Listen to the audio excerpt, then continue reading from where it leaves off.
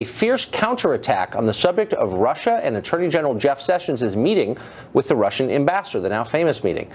House Minority Leader Nancy Pelosi claimed she never met the ambassador, but then a picture emerged proving that, in fact, she had. You're looking at it now.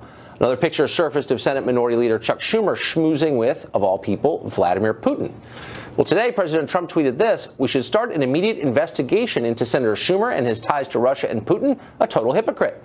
The president later said this: "I hereby demand a second investigation after Schumer or Pelosi for her close ties to Russia and lying about it." Schumer responded this way: "I'll happily talk regarding my contact with Mr. Putin and his associates. Took place in 2003 in full view of the press and public under oath. Would you and your team?" ? Well, meanwhile, Nancy Pelosi tweeted this: "Donald Trump doesn't know the difference between official meeting photographed by press and closed secret meeting his AG lied under oath about." Well, Congressman Sean Patrick Maloney represents New York. He has called Sessions a bigot, and now he says he's a criminal too, potentially. Congressman Maloney joins us now. Congressman, thanks for coming on. Nice to be with you. So here's the key graph from your press release yesterday. You said this: "We need to look into the bigger picture here and figure out why he, Sessions, perjured himself and if there's more to the story. We need a no-kidding independent investigation into Russian hacking and influence. What are they hiding?"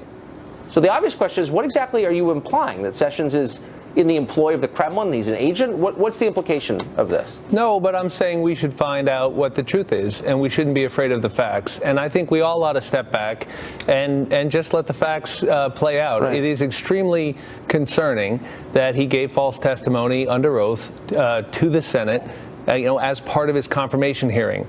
That's enough for me to suggest that he step aside. But I think the bigger issue is what the Russians were up to, because we now have multiple officials who seem to be playing footsie with the Russians and either lying about it, like Michael Flynn, or forgetting about it in the case of Jeff Sessions' statement, or, hiding it in the case of bringing him into Trump Tower to see the president's son-in-law. What's going on with the Russians? And it would be great if both parties cared equally about this. Right. So I think we know the answers to some of those questions. So to the first meeting that you referred to that Jeff Sessions had with the Russian ambassador, it was now the famous meeting in Cleveland at the Republican convention.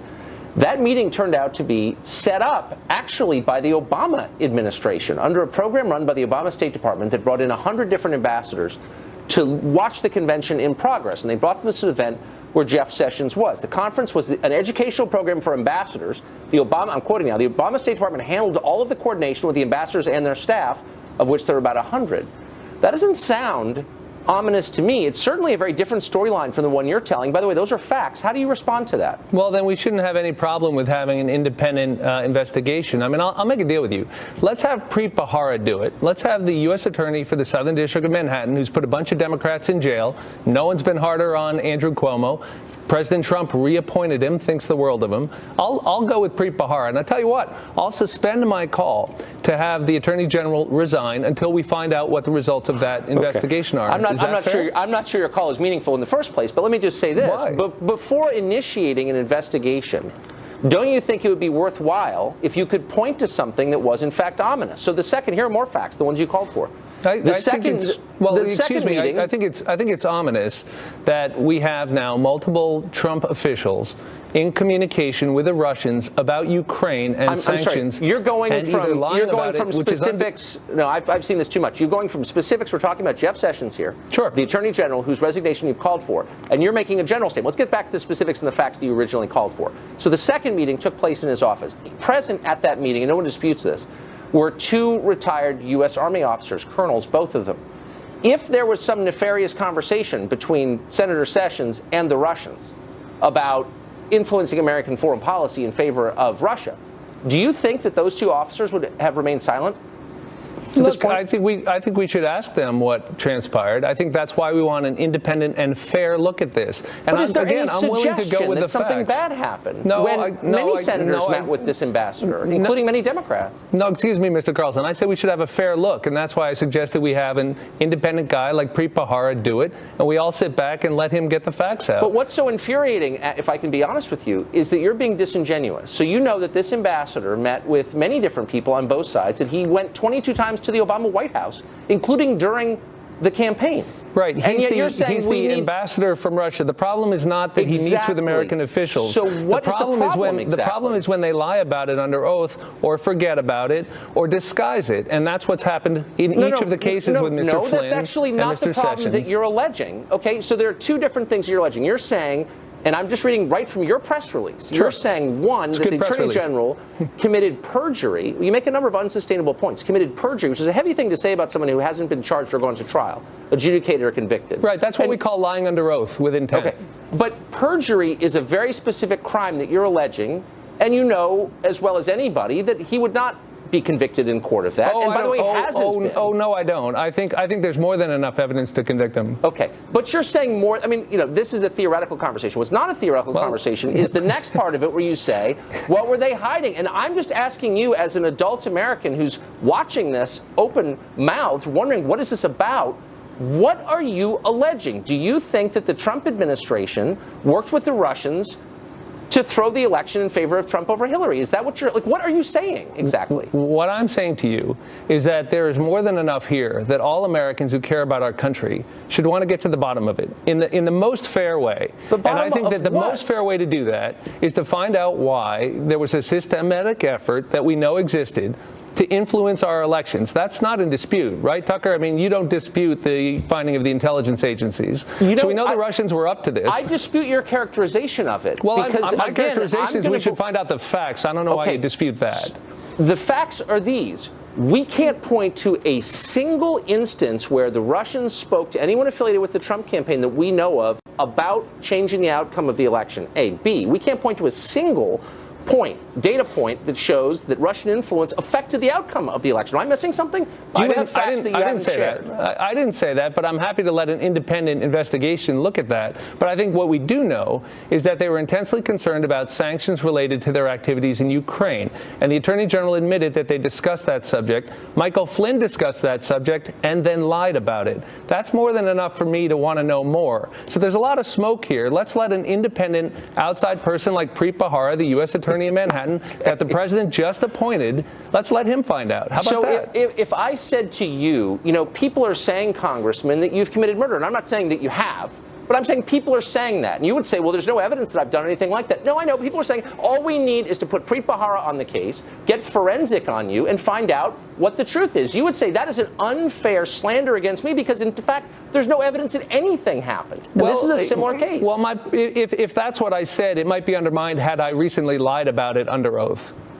And that's, I guess, the point. Is not that people meet with the Russian ambassador. Like, I know Chuck Schumer ate a donut with him. The point is he didn't lie about it under oath. But and I guess we're wondering disingenuous. why. I'm not being disingenuous. Yes, you are. I will follow the facts. I will come back on this show. Have you watched the tape? I will come back on this show, and I will admit that I was wrong. If we can have a fair and neutral examination, we need an independent look at what happened. Why are you afraid of that? What I'm amazed by, I mean, there was a time when conservatives didn't laugh about the Russians trying to influence our country. When there was a time when people took that Democrats weren't calling for war with countries on the basis of no evidence of wrongdoing. I'm not calling for war. Well, you had two senators in your party yesterday. We have an undisputed effort at the highest levels of the Russian government to influence our election. I take that seriously. Let me ask you an adult question, a nonpartisan question. I'm sorry? If you could just get off your talking points for 2 seconds. Sir, I'm just calling for an independent investigation. I guess I'd be curious why you would oppose that. And I'll tell you why. Because I live in Washington, and I know that there is a long series of governments who attempt, and some successfully, to influence American policy. And that Russia is not on the top 10 of that list. And so I don't believe that your concern is sincere. I believe this is a purely partisan effort to take out certain members of the administration. And you know perfectly well it is. And so it's a little frustrating to sit and look at you hiding behind the pretense of objectivity. Do you think that Russia is in the top 10 of countries? Name countries that influence American policy. Well, let me tell you how it looks like when you don't live in Washington, because some of us don't. I live in New York, and we have a U.S. attorney here who I trust, who the president just appointed. In Washington, D.C. So I'm willing to let the president's appointee, as the U.S. attorney in New York, take a look at it. And the fact is, there is so much smoke here, and Russia is a grave threat to the United States. Name one specific way that the Russian government influence the outcome of this election. You didn't Just hear me name say one. that, so please don't set up that straw man, Tucker. I didn't say that. You said about 9 times that all Americans should be concerned and that all of us who care about democracy ought to want to know more. Give me one example, one indication that they affected the outcome. You don't have That's not one. the standard, sir. That's not the standard course that they it's the affected standard. the outcome. No. Hey, if somebody takes a shot at my head and misses, I'm still going to care about it. Then give me one example. I mean, look, you can Russia. agree. Look, what I'm not exactly here saying, are you talking about? Do you believe that they broke into the voting machines? No. And affected the vote count? I don't know that there's any evidence of that, no. But I think that what there is evidence of, and it is not in dispute, Tucker, and I wish you'd take it a little bit more seriously. Look, I watched your interview. I wish with you Jeff would take Sessions, it seriously, Congressman, and not make this into a purely partisan thing, which you clearly are doing. If I could and finish it's embarrassing to your office that you are. If I could finish my sentence, I saw your interview with the Attorney General. I thought you did a good job of asking him tough questions and taking it seriously. What is not in dispute? And he gave me straw actual man. answers, unlike you. Excuse me. Don't raise the straw man of influencing the outcome, because I think you know that's a bridge too far. I know it's serious that the whole enough. thing. It's serious I know that enough the whole thing that is a they shabby try to charade. influence That's what the I know. election, and that is not in dispute. Do you know Those what? are the intelligence agencies. We're out of time. I'm going to say I've taken this seriously from day one. I've asked Democrat after Democrat, give me something real, and none of them have. And Well, I that's why we merely need an get investigation. sanctimonious nonsense. That's why we need an independent look, and then we'll let the facts speak for themselves. How about that? You're making this into a joke, Congressman. Thanks for joining us. Up ahead, just a few days